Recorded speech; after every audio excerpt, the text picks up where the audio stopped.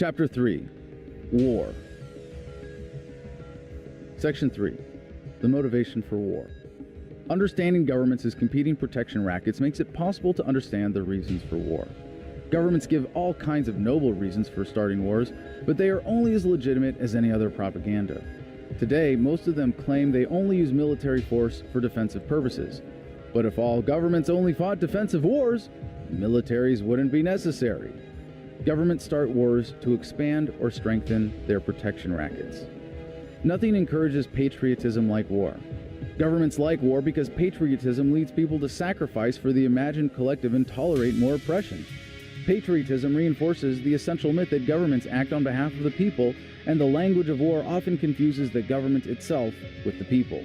When two countries are at war, we often say that one country attacked another, but that is a misrepresentation of one government attacking another government's territory. Or, more precisely, a group of people wearing uniforms of one color from one place killing people wearing uniforms of a different color from a different place. Countries don't attack other countries. Governments use violence to expand their power. Governments also like war because it is extremely profitable for a few special interests. Just the constant threat of war is enough to make the arms industry very profitable. Other than politicians, no one is more eager to buy bombs than a frightened population willing to give up everything to be safe.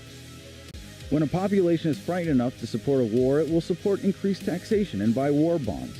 It will support a massive increase in the money supply, supposedly to pay for soldiers' salaries and equipment, even though it will only enrich the bankers by devaluing everyone's savings.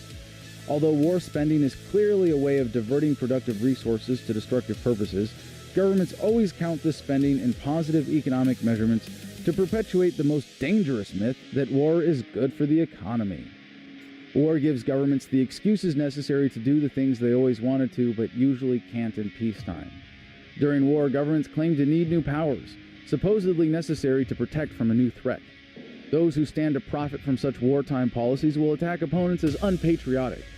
They always say these powers are temporary, but they're often permanent. War has been used as an excuse to raise taxes, destroy privacy, enslave through conscription, and demand greater loyalty to the collective. We might think a protection racket would not want to kill too many of its subjects if only because of the loss of productivity. But governments don't always behave rationally. They are always seeking more effective means of exploiting us. But if they have to kill large numbers of people to maintain their oppression of the rest, they will. Sometimes they get carried away and kill so many that some of the oppressors are affected.